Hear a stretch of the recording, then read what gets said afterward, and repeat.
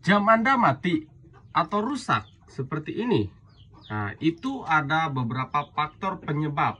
Udah kalian coba ganti baterainya tetap juga mati seperti ini. Saya akan kasih beberapa tips cara kalian mengetahui penyebab jam tangan mati. Kenapa sih bisa mati?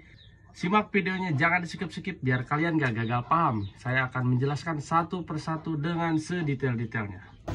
Penyebab yang pertama disebabkan oleh adanya debu-debu atau kotoran yang menyumbat di rotor mesin jam tangan. Nah, saya perlihatkan di dalam ini ada rotor yang menggerakkan jam tangan ya, detik-detik ini. Kalau ada kotoran ataupun debu-debu yang menyumbat, ini akan menyebabkan kematiannya jam tangan. Itu penyebab yang pertama bisa kalian atasi dengan membersihkan, seperti mencuci dengan air bensin, Zippo dan sebagainya. Bisa ditiup saja dan bisa juga dengan cara dikalibrasi seperti ini ya, diputar-putar seperti ini, diputar-putar seperti ini. Kalau misalnya langsung normal, nah itu berarti udah oke. Tapi kalau cuman ada pergerakan sedikit, macet lagi, sedikit macet lagi, solusi terbaiknya adalah dengan cara dibongkar. Dibongkar ini lalu dikasih air Zippo yang seperti saya bilang tadi, dibersihkan kotorannya.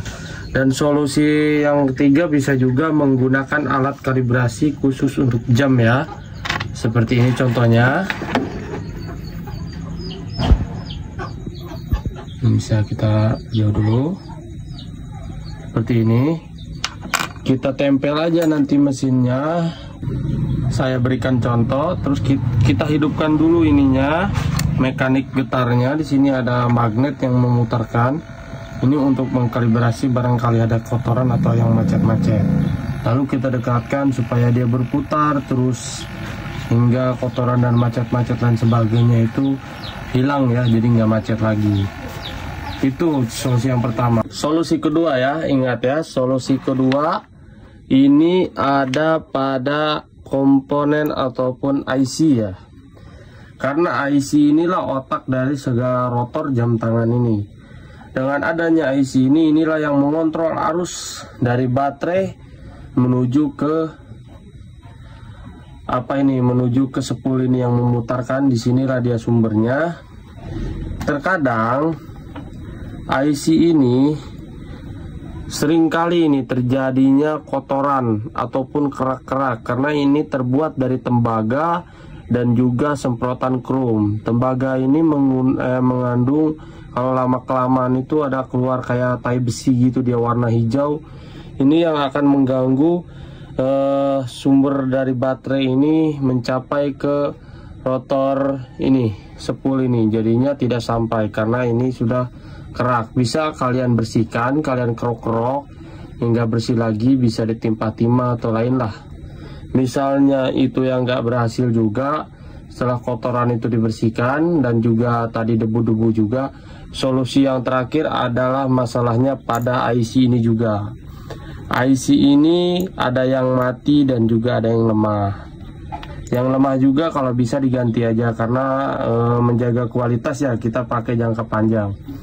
Ini saya kasih contoh dan tutorial cara mengecek IC yang mati dan tidak. Di sini saya menggunakan IC Miyota, sama aja ya. Yang penting kalian harus wajib tahu jalur di mana jalur A plus, di mana juga jalur keluar min. Pokoknya di mana jalur plus itu, pokoknya yang keluar min itu pokoknya ada di jalur rotor spool ini di ujung sini. Seperti ini contohnya ya, saya contohkan. Di sini saya akan menggunakan dua alat bantu yang saya pakai. Di sini alat khusus cek jam tangan. Di sini ada alat khusus untuk cek IC dan indikator mekanik tadi untuk meredakan kotoran-kotoran itu ya. Di sini barangkali kalian gak punya alat ini untuk mengecekkan jam tangan, karena sebagian ada yang punya, sebagian yang tidak.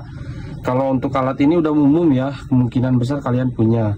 Nah, saya coba dulu untuk alat ini, saya kasih tahu caranya. Nah, bisa kalian simak. Berikut ini titik yang harus kalian sentuh ya. Saya zoom. Titik yang harus kalian sentuh untuk plus ya. Di sini untuk plus yang merah, yang hitam ini min. Karena di sini yang untuk plus itu baterai. Posisinya untuk IC Miyota ini, baterai ada di sini.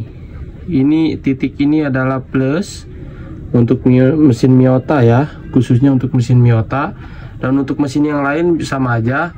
Bisa kalian cek juga di mana titik plusnya. Nah, ini kalau untuk memastikan ini kalau bisa akurat dulu ya, multitesternya berfungsi dengan normal ya. Kita tempelkan di titik plus. Ingat ya, di titik plus. Lalu kita tempelkan juga ini di jalur keluar atau di ujungnya yang akan dikonekkan ke spool ya. Itu kan ada dua dia, titik kanan dan titik kiri. Kita tempelkan yang kanan maupun yang kiri ya. Kita tempelkan seperti ini. Dan jarum analognya bisa kalian perhatikan. Jarum analog itu bergerak seperti naik turun naik turun naik turun. Itu adalah mencontohkan IC yang normal ya, IC yang bagus ya, yang kanan maupun yang titik sebelah kiri. Nah, titik yang sebelah kiri seperti ini ya. Bentar. Nah, seperti ini ya, naik turun juga ya. Oke, yang ini seperti ini contoh untuk mesin yang rusak ya. Ini saya tempelkan di titik yang kanan, yang merah itu, yang plus. Kita tempel di sini.